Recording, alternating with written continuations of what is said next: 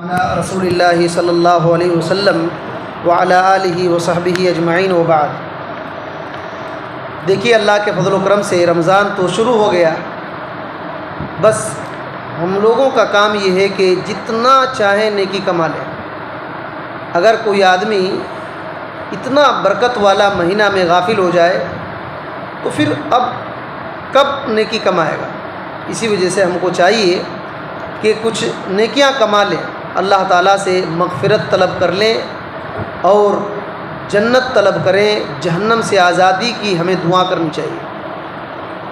اور آج لوگ ابھی پہلا دن ہے تو ابھی جا کر کے سحری وغیرہ کی تیاری کریں گے، اس وجہ سے روزانہ تھوڑی تھوڑی بات ہم لوگ سنیں گے، جو کام کی باتیں ہیں جو ہمارے لیے آخرت بنے۔ آج جو بات ہم لوگ سنیں گے، ابھی جو وتر میں دعا پڑھے نا، اس کا کیا مطلب ہے؟ اس کا ہم لوگ مطلب سمجھتے ہیں، کیونکہ بہت سارے لوگ اس کا مطلب نہیں جانتے اور اسی وجہ سے اس دعا کے اندر مزہ نہیں ملتا، یاد بھی نہیں کر پاتے۔ اللہ اکبر، بڑی بہترین دعا ہے یہ جو دعا ہے۔ یہ سنن ترمذی کے اندر ہے، سنن ابی داؤد کے اندر ہے، سنن ابو داؤد کی حدیث نمبر 1425 کے اندر ہے، اور سنن ترمذی کے اندر 460 پر 4 کے اندر یہ روایت ہے۔ دراصل حضرت حسن بن علی، حضرت علی رضی اللہ تعالیٰ عنہ کے جو لڑکے ہیں حسن، ان کو اللہ کے نبی صلی اللہ علیہ وسلم نے یہ دعا سکھائی۔ حضرت حسن رضی اللہ تعالیٰ عنہ کہتے ہیں کہ علمنی رسول اللہ صلی اللہ علیہ وسلم کلمات اقولہن فی قنوت الوتر، مجھ کو رسول اللہ صلی اللہ علیہ وسلم نے کچھ کلمات سکھائے تاکہ میں وتر میں اس کو پڑھوں، اور یہ دعا یہی ہے، اللہم اہدنی فی من ہدیت، اللہم اہدنی فی من ہدیت۔ مطلب کیا ہے؟ اے اللہ، جن لوگوں کو تو نے ہدایت دیا ہے ان کے ساتھ ساتھ مجھے بھی ہدایت دے۔ یہ دیکھیے کتنی بہترین دعا ہے۔ اے اللہ تعالیٰ، جن کو تو نے ہدایت دیا ان کے ساتھ ساتھ مجھے بھی ہدایت دے۔ اور کیا ہے؟ وعافنی فی من عافیت، اے اللہ تعالیٰ، جن لوگوں کو تو نے عافیت دیا ہے ان کے ساتھ ساتھ مجھے بھی عافیت دے، بچاؤ۔ اس کی وضاحت آ رہی ہے، وتولنی فی من تولیت، اے اللہ تعالیٰ، تو جس کا ولی بن گیا ہے، تو جس کا محافظ مددگار بن گیا ہے، ساتھ ساتھ میرا بھی تو محافظ بن جاؤ۔ اے اللہ، تو میرا محافظ بن جا، اے اللہ تو میرا مددگار بن جا۔ اور وبارک لی فیما آتیت، اے اللہ، جو کچھ نعمتیں مجھ کو تو نے دیا ہے ان نعمتوں میں برکت دے دے مجھ کو۔ دیکھیے کتنی بہترین دعا ہے، جو کچھ میرے پاس تیری نعمتیں ہیں ان نعمتوں میں اللہ برکت دے دے۔ وقنی شر ما قضیت، اے اللہ تعالیٰ، جو تو فیصلہ کرتا ہے اس فیصلے کے اندر جو شر ہے اس سے بچا لے۔ فإنک تقضی ولا یقضی علیک، اے اللہ تعالیٰ، تو ہی فیصلہ کرتا ہے، تیرے اوپر کوئی فیصلہ کرنے والا نہیں، تجھ پر فیصلہ نہیں کیا جاتا ہے، تو ہی فیصلہ کرتا ہے۔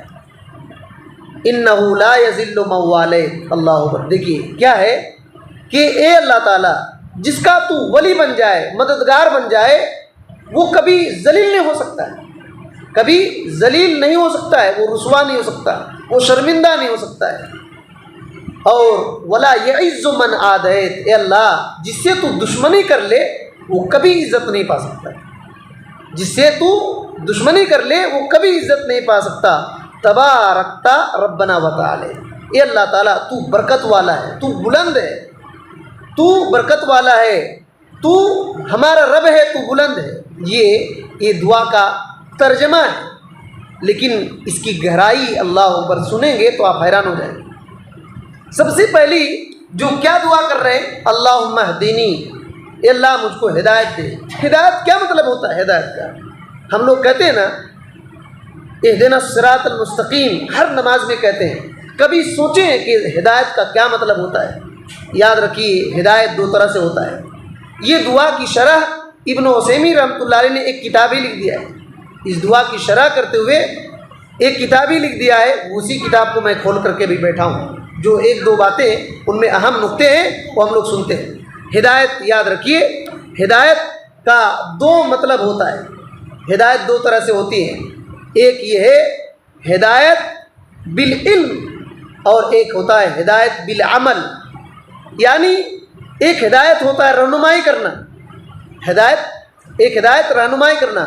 اگر مثال دیتا ہوں، اگر کسی آدمی کو گنٹور کا راستہ معلوم نہیں، کوئی پوچھا کہ بھائی گنٹور کا راستہ کدھر ہے، آپ یہیں سے بیٹھ کر کے بتا رہے ہیں ادھر جاؤ، وہاں بس پکڑو، وہاں سے سیدھا جانا، ادھر چلے جانا، راستہ بتا دیں گے آپ کو، کبھی کبھی میپ میں بتا دیتے ہیں۔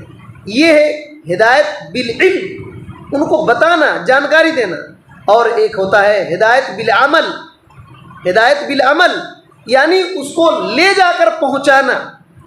آپ بول رہے ہیں کہ اگر کوئی پوچھا کہ گنٹور کہاں ہے تو آپ اس کو بتائیں بھی، لے کر پہنچا دیے۔ یہ دونوں مطلب ہوتا ہے ہدایت کا۔ تو ہدایت جو اللہ تعالیٰ سے مانگ رہے ہیں کس بات کا؟ حق کی طرف رہنمائی کا، کہ اللہ مجھ کو حق دکھا، حق کا راستہ دکھا، اور دکھانا صرف نہیں، اس پر عمل کرنے کی توفیق بھی دینا، اس پر عمل کرنے کی توفیق بھی دینا، یہ اس کا مطلب ہے۔ اور یہی مکمل ہدایت یہی ہے، مکمل ہدایت یہی ہے جو دونوں ہدایت کی قسمیں جس کو مل گئی، ہدایت بالعلم اور ہدایت بالعمل، دونوں اگر مل گئی تو یہی اصل میں بندہ مکمل فائدہ دینے والا ہدایت اس کو مل گئی ہے۔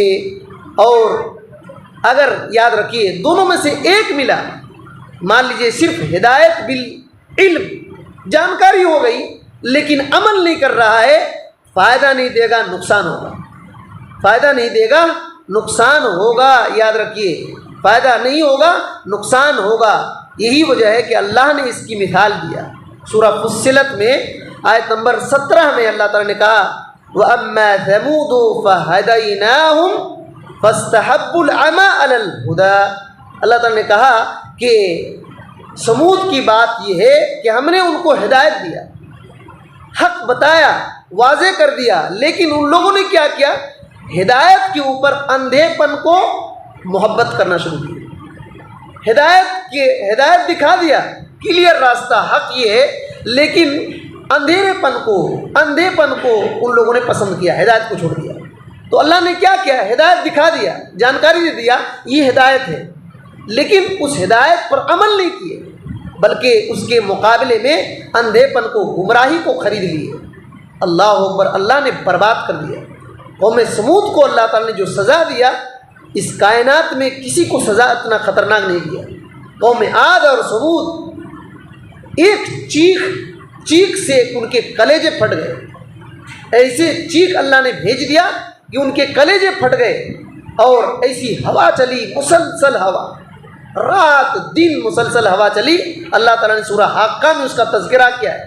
وہ لوگ گر کر کے، جیسے کھجور کے جھاڑ ہوتے ہیں نا، اور سوکھ کر کے اندر کھوکھلا ہو جاتے ہیں اور گر جاتے ہیں، وہ لوگ لمبے تڑنگے تھے لیکن گر کر کے برباد ہو گئے۔ وہ قیامت تک کے لوگوں کے لیے عبرت اور نصیحت بن گئے۔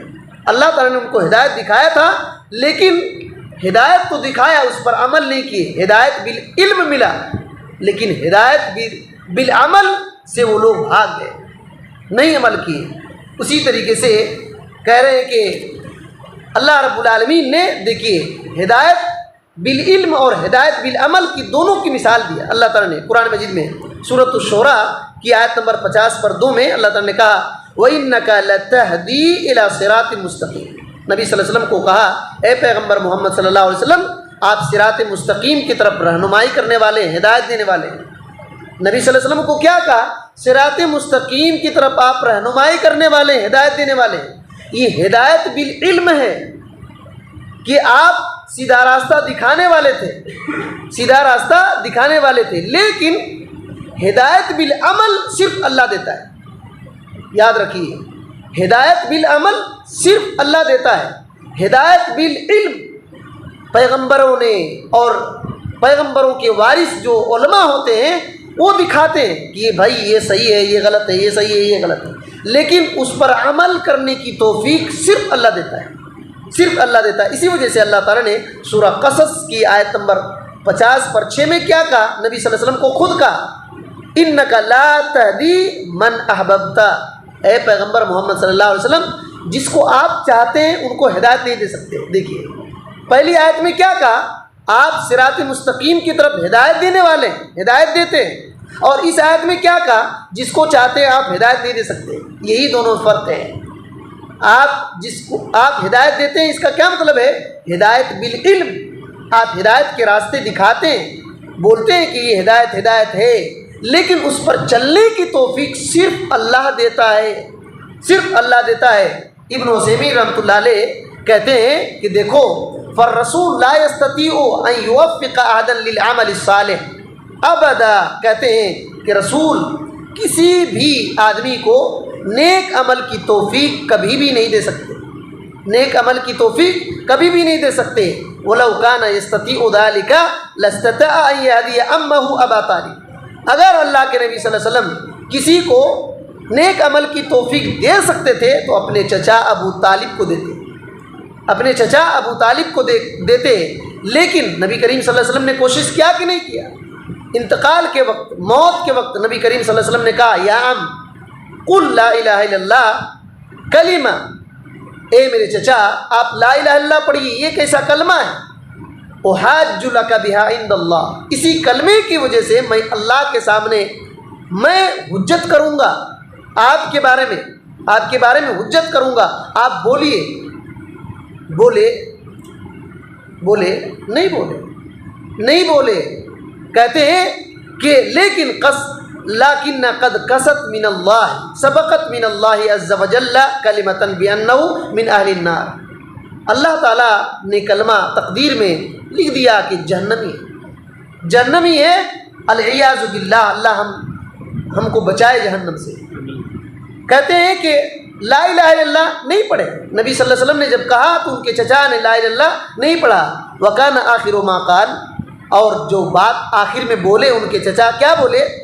کہتے ہیں کہ ہوا علی ملت عبد المطلب، میں مطلب کے دین پر مر رہا ہوں، میں مطلب کے دین پر مر رہا ہوں، یہ کہہ کر کے نظروں سے نبی کو دیکھا، نبی کے معجزات کو دیکھا، نبی کو ساتھ دیا، نبی کی بات کو سنا، نبی کے ساتھ اٹھے بیٹھے، نبی صلی اللہ علیہ وسلم کو کھانا کھلایا، ساتھ دیا، سب کچھ کیا، کلمہ نصیب نہیں ہوا، کلمہ نصیب نہیں ہوا۔ یاد رکھیے اسی کو کہتے ہیں ہدایت بالعمل، اللہ ہی صرف دے سکتا ہے، اللہ ہی صرف دے سکتا ہے۔ تو کہتے ہیں کہ اللہ تعالیٰ نے نبی صلی اللہ علیہ وسلم کو اتنی اجازت دیا کہ آپ اپنے چچا کے لیے شفاعت کر سکتے ہیں، اور آپ صلی اللہ علیہ وسلم نے اپنے چچا کے لیے شفاعت کیا، اور یہی وجہ ہے کہ جہنم میں وہ رہیں گے لیکن زحزہ میں ہوں گے۔